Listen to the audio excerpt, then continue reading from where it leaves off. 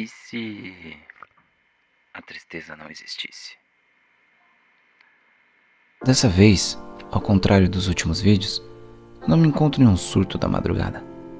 Pelo contrário, eu simplesmente já acordei péssimo, me sentindo a bactéria do cocô, do cavalo, do bandido. A depressão é foda, né? Acordar nesse estado já me fez entrar em um turbilhão de pensamentos e sentimentos que giram em torno da tristeza. Isso me levantou uma dúvida. O que é a tristeza de fato? Então decidi dar uma estudada.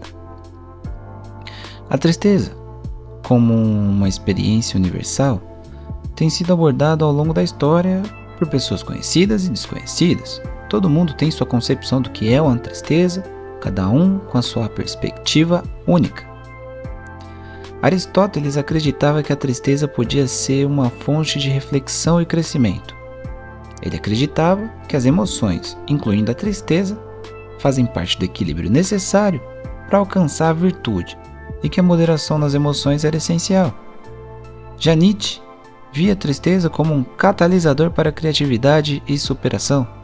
Em Assim Falou Zaratustra, ele disse: "Você precisa ter o caos dentro de você para dar à luz a uma estrela dançante."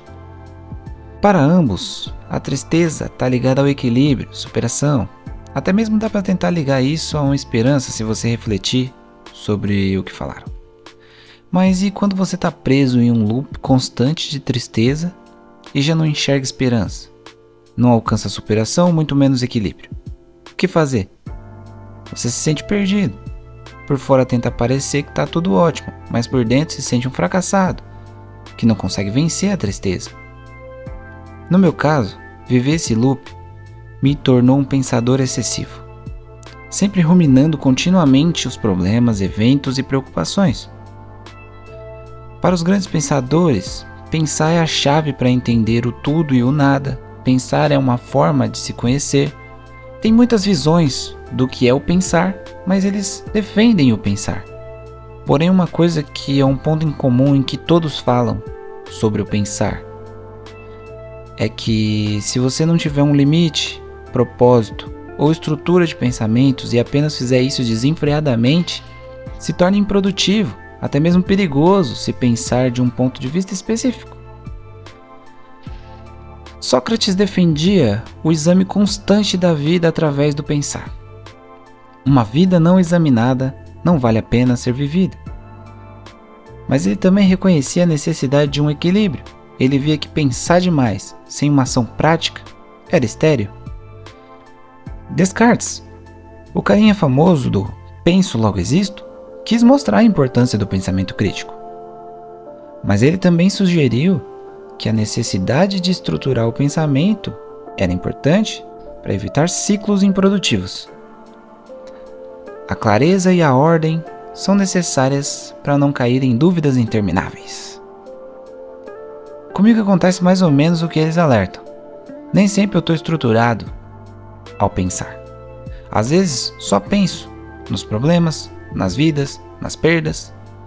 Por ser um pensador excessivo, um dos maiores desafios que eu tenho enfrentado é que quando me apego muito a alguém, meu humor passa a depender de como a pessoa responde a mim. E de tanto pensar nas minhas emoções, me tornei muito sensível às emoções do próximo, o que me leva a ter uma sensibilidade muito grande em detectar mudanças de comportamento das pessoas. Eu me sinto quebrado, sabe?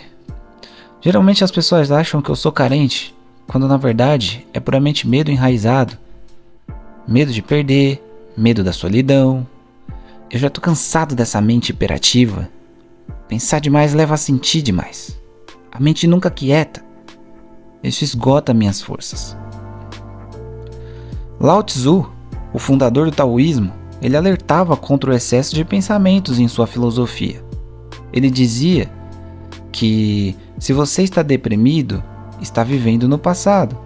Se está ansioso, está vivendo no futuro. Se está em paz, está vivendo no presente. E eu sinto que eu vivo todas essas condições ao mesmo tempo, a toda hora, em todo dia. Menos a paz. Essa constante atividade mental é esmagadora. Ela nos destroça sem parar. cria cenários hipotéticos sem fim e que não podemos desligar isso. Mas sabe um fato curioso sobre isso? Existe beleza em pessoas assim, com pensamentos excessivos. Elas tendem a ser as que amam mais, porque de tanto pensar, elas já previram tudo que pode machucar e têm medo de causar dor em alguém. Pensadores excessivos, quando amam pra valer, com intensidade. Bem, um dos pensamentos que mais martelaram a minha cabeça quando eu acordei foi passar por tudo isso. Me faz sofrer bastante, dói, é desconfortável. Eu pensei, caralho, eu só tô me ferrando. E lembrei de uma coisa que minha avó falava: pessoas más se dão mal. E eu me pergunto, será que eu sou bom? Enfim, mais uma vez os pensamentos excessivos agindo. Viktor Frankl, psiquiatra e sobrevivente do Holocausto, ele dizia que até a tristeza pode ser preenchida como significado. O sofrimento deixa de ser sofrimento no momento em que encontra um sentido. Mesmo que os pensamentos excessivos sejam parte da experiência humana, podemos lidar com eles, mesmo fora do nosso controle. Pois mesmo que não podendo controlar totalmente os pensamentos que surgem, a gente pode decidir como responder a eles. Eu sempre busquei formas de lidar com isso e tornar mais fácil de se conviver.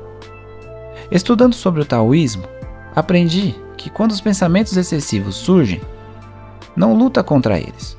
Observa, sem julgamento, como se fossem nuvens no céu.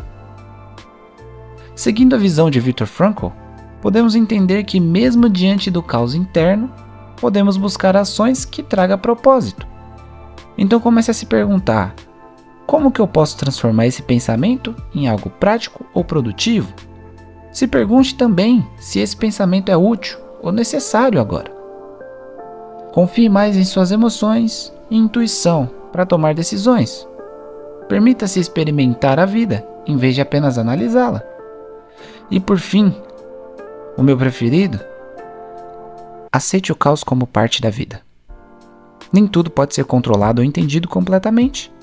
Ideias defendidas por Nietzsche e Camus. Então abraça a incerteza e o absurdo como parte da condição humana. Reconheça que algumas respostas podem nunca vir. E tá tudo bem.